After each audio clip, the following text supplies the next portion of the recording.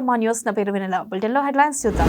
CM KCR కాన్వాయ్ను అడ్డుకోవడానికి ప్రయత్నించిన OU JAC chairman, suspend అయిన RRR టీం, తెలంగాణ బడ్జెట్ సమావేశాలు, అసెంబ్లీలో టీఆర్ఎస్ సరికొత్త వ్యూహం.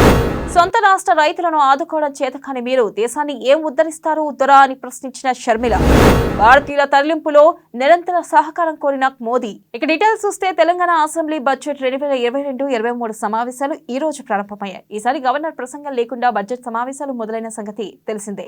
దాంతో ఆర్థిక శాఖ మంత్రి హరీష్ రావు నేరుగా బడ్జెట్ ను సభలో ప్రవేశపెట్టారు. 2,56,958.51 కోట్లతో ఆయన బడ్జెట్ ను ప్రవేశపెట్టారు. అయితే బడ్జెట్ సమావేశాలకు వెళ్తున్న తెలంగాణ సీఎం కేసీఆర్ కాన్వాయ్ను ఓయూ జాక్ చైర్మన్ అడ్డుకోవడానికి ప్రయత్నించారు. ఈ రోజు ఉదయం బడ్జెట్ 2022-23 సమావేశాలకు వెళ్తున్న తెలంగాణ సీఎం కేసీఆర్ కాన్వాయ్ని OU JAC chairman Arjun Naik అడ్డుకోవడానికి చూశారు. సీఎం అసెంబ్లీకి వెళ్తున్న మార్గంలో ఆయన రోడ్డుపై బైఠాయించారు. రాష్ట్రంలో ఉద్యోగ నోటిఫికేషన్ వెంటనే విడుదల చేయాలని అర్జున్ నాయక్ డిమాండ్ చేశారు. రంగంలోకి దిగిన పోలీసులు సీఎంను అసెంబ్లీకి తీసుకెళ్లారు.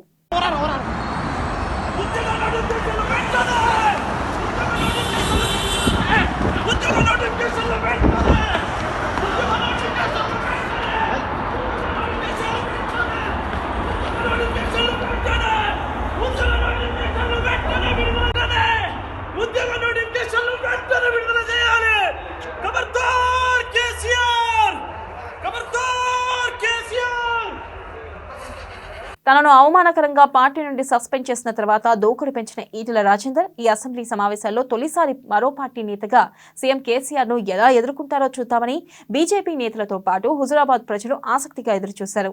కానీ అసెంబ్లీ బడ్జెట్ సమావేశాలు మొదలైన రోజే బీజేపీ పార్టీ వ్యూహాలను అధికార పార్టీ టీఆర్ఎస్ ఛేదించినట్లు కనిపిస్తుంది. బీజేపీ ఎమ్మెల్యేలు ఈటెల రాజేందర్, రాజా సింగ్, రఘునందన్ రావు సస్పెండ్ అయ్యారు. బడ్జెట్ ప్రసంగానికి అడ్డుపడుతున్నారన్న కారణంగా ఈ ముగ్గురు బీజేపీ ఎమ్మెల్యేలను assembly speaker Pocharam Srinivas Reddy suspend చేశారు. అయితే కేవలం ఒక్కరోజు సభ నుంచి సస్పెండ్ చేస్తున్నారని భావించిన బీజేపీకి భారీ షాక్ ఇస్తూ శాసనసభ సమావేశాలు ముగిసే వరకు ఈ ముగ్గురు సభ్యులను సస్పెండ్ చేస్తున్నట్లు స్పీకర్ పోచారం ప్రకటించారు. సభలో టీఆర్ఎస్ పాలనను ఎండగడుతూ అసెంబ్లీలో సీఎం కేసీఆర్ కు RRR సినిమా చూపిస్తారని తెలంగాణ బీజేపీ అధ్యక్షుడు బండి సంజయ్ ఇటీవల పలుమార్లు ప్రస్తావించారు. తాజాగా జరగనున్న సమావేశాల్లో సీఎం కేసీఆర్ ను విపక్ష పార్టీ నేతగా ఎదుర్కోవాలని తోటి బీజేపీ ఎమ్మెల్యేలు రఘునందన్ రావు, రాజాసింగ్లతో కలిసి ప్రభుత్వాన్ని ఇరుకున పెట్టాలని భావించిన ఈటెల రాజేందర్ కు నిరాశ ఎదురైంది. అసెంబ్లీలో తమ గొంతు వినిపించక ముందే సస్పెన్షన్ వేటుకు గురయ్యారు. అనంతరం ఈ ముగ్గురిని అరెస్ట్ చేశారు పోలీసులు. ఈ అరెస్ట్ ని ఖండిస్తూ బీజేపీ నేతలు ధర్నాకు దిగారు.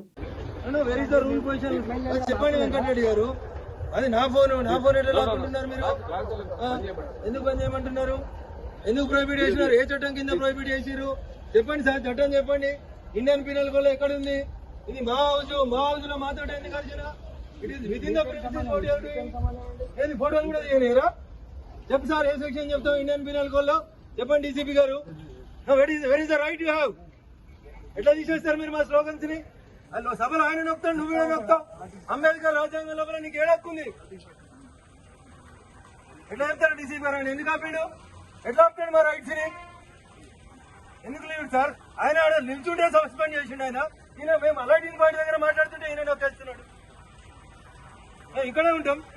ఇక్కడ నుంచి you cannot throw our out. మరి ఇక్కడే స్లోగన్స్ ఇస్తాం. పోలీసుల దౌర్జన్యం, పోలీసుల దౌర్జన్యం. ఇదే మీ రాజ్యం, ఇదే మీ రాజ్యం. ఏసీపీ వెంకటరెడ్డి గారిని వెంటనే సస్పెండ్ చేయాలి. ఏసీపీ వెంకటరెడ్డి గారిని వెంటనే సస్పెండ్ చేయాలి. This is our house, we have our special rights. ఆయన లోపల నొక్కుతాడు, ఈయన బయట నొక్కేస్తాడు.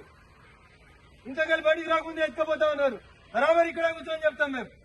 తీయించండి, గాంధీ స్టాచ్యూ దగ్గర ఓపెన్ చేయించండి డీసీపీ గారు. We'll protest our rights. Gandhi statue దగ్గర లాక్ ఓపెన్ చేయించుని సార్. ఉభయ సభలు ఉద్దేశించి శాసనసభ కొనసాగుతూ గతంలో ప్రభుత్వాలు ఏ పని చేసినాయి, రాబోయే కాలంలో ప్రజలకు ఏ పని చేస్తున్నాయి ఒక పత్రాన్ని, విధానపరమైన పత్రాన్ని గవర్నర్ గారు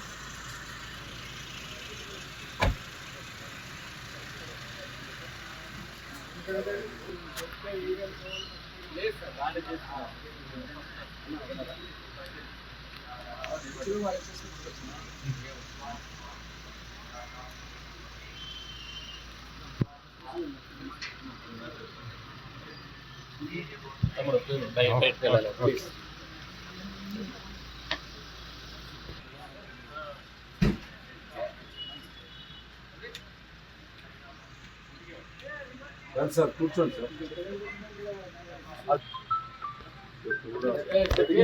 సార్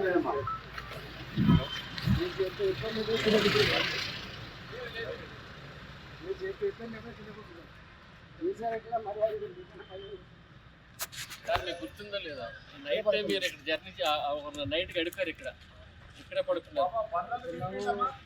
SHO రూమ్ ఒక రూమ్ ఖాళీ చేసి మీటింగ్ పెట్టుకున్నాం, ఒక రూమ్ ఖాళీ చేసి లేకపోతే ఈయన ఎత్తుకొని కూర్చున్నారు మమ్మల్ని తీసుకురా బాబు. యాక్షన్ ప్లాన్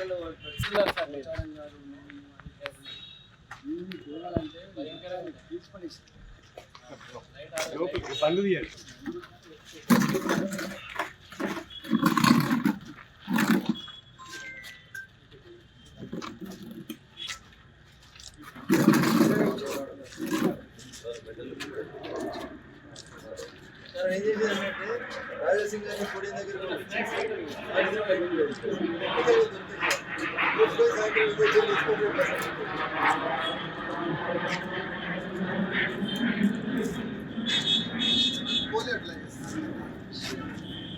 గవర్నర్ ప్రసంగం లేకుండా అసెంబ్లీ బడ్జెట్ సమావేశాలను కొనసాగించాలని ముఖ్యమంత్రి కేసీఆర్ నిర్ణయం తీసుకోవడం చాలా దురదృష్టకరంగా ఉందని ఎమ్మెల్యే రాజాసింగ్ భావోద్వేగాన్ని వ్యక్తపరిచారు. సీఎం కేసీఆర్ తీసుకున్న నిర్ణయం రాజ్యాంగ ప్రజాస్వామ్య సంప్రదాయాలను మంటకలిపేలా ఉందని, మహిళా గవర్నర్ కాబట్టే ఇంతగా అవమానిస్తున్నావా? రాష్ట్రపతి ప్రతినిధిని, రాష్ట్ర తొలి పౌరురాల్ని గౌరవించే తీరు ఇదేనా అని ఆయన మండిపడ్డారు. హిట్లర్ను తలపించే విధంగా ఉందని తెలియజేశారు. ఈ బడ్జెట్ సమావేశంలో తెలంగాణ ప్రజల గొంతుక వినిపించేందుకు సభను వినియోగించుకుంటాం. మమ్మల్ని సభలో మాట్లాడనివ్వకపోతే నీ గొంతు ఎక్కడ నొక్కాలో మాకు తెలుసు. నీ గొంతు నొక్కకుండా కూడా మాట్లాడే అవకాశం మాకుంది అంటూ ఎమ్మెల్యే రాజాసింగ్ వ్యాఖ్యానించారు. సభలో మాకు మాట్లాడే అవకాశం ఇవ్వకపోతే మీడియా సహకారంతో ప్రజలకు మా గొంతు వినిపిస్తామని రాజాసింగ్ తేల్చి చెప్పారు. आज तेलंगाना राज्य का बजट सेशन प्रारंभ हो रहा है। दुर्भाग्य की बात यह है कि बिना गवर्नर के बजट सेशन चलाने का निर्णय हिटलर सरकार यानी केसीआर सरकार ने निर्णय लिया है। ये बहुत ही दुर्भाग्य की बात है, क्योंकि केसीआर जी जिस रोड पर, जिस मार्ग पर तेलंगाना को ले जाना चाह रहे हैं, वहां पर सिवाय बर्बादी के कुछ नहीं है। केसीआर जी ये सोच रहे होंगे कि मैं गवर्नर को रिस्पांस नहीं दूंगा, राज्यांगम के विरुद्ध काम करूंगा, कोई पूछने वाला नहीं है। तो मैं केसीआर जी को ये कहना चाहूंगा कि आज पूरे तेलंगाना की जनता तुम्हारी ये गंदी हरकतों को देख रही है, ऑब्जर्व कर रही है कि वो तेलंगाना के लिए लड़ने वाला केसीआर और आज तेलंगाना को अंधकार में भेज रहा है, राज्यांगम के विरुद्ध, संविधान के विरुद्ध कार्य कर रहा है। एक महिला गवर्नर होने के नाते भी एक महिला को रेस्पेक्ट नहीं दे रहा है। ये आज तेलंगाना की जनता ऑब्जर्व कर रही है। मैं मुख्यमंत्री जी को ये कहना चाहूंगा कि जब मैं एक विधायक था, उसके बाद में हमारे और 2 विधायक जो तुम्हारी पार्टी के खिलाफ संघर्ष करके जीते, धनबल, बनबल, हर प्रकार का बल हमारे 2 विधायकों को हराने के लिए तुमने उपयोग किया, लेकिन जनता ने तुम्हारा पैसा खाया। लेकिन वोट भारतीय जनता पार्टी के पक्ष में कि हाँ, हमारे को ऐसे नेता चाहिए जो जनता के लिए लड़े, जो किसानों के लिए लड़े, जो तेलंगाना के विकास के लिए लड़े। हमें ऐसे विधायक चाहिए, इसलिए 2 विधायकों को जनता ने जिताया है। मैं आज केसीआर जी को कहना चाहूँगा कि आज से बजट सेशन प्रारंभ हो रहा है, हमें तेलंगाना की जनता की आवाज़ उठाने का मौका असेंबली में दे, हमारी आवाज़ को दबाने का मौका ना दे, हमारी आवाज़ को दबाने का प्रयत्न ना करे। अगर आज आप हमारी आवाज़ को विधानसभा में दबाओगे तो तुम्हारी आवाज़ कहाँ दबाना है ये हमें अच्छी तरह आता है। मैं केसीआर जी को कहना चाहूँगा, जैसे हिटलर जी ने बहुत अच्छे शब्दों में बात कही है कि एक ज़माना था जब तुम लोग 2-2, 3-3 घंटे इस विधानसभा में बात करते थे तो अपोजिशन तुम्हारे को टाइम देता था, उसका जवाब देता था। तो तो आज वही केसीआर को हम याद दिलाना चाहते हैं कि आज क्वेश्चन आंसर बहुत सारे हैं। आज तेलंगाना, जैसे आपका सपना था कि बंगारू तेलंगाना बनाने का, लेकिन बंगारू तेलंगाना तो नहीं बना, लेकिन मत्तुला तेलंगाना तो बन गया हमारा तेलंगाना।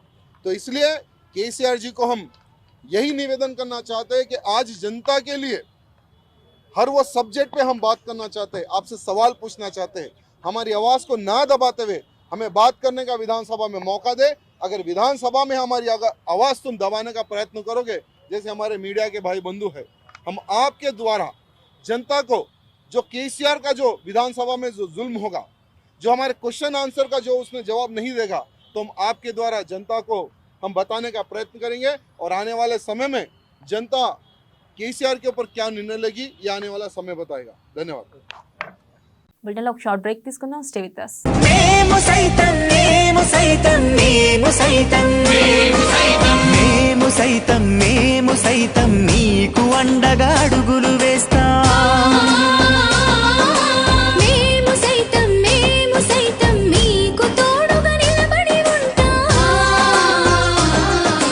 మేము సైతం నీ చీకటిలో వెలుగులమవుతాం.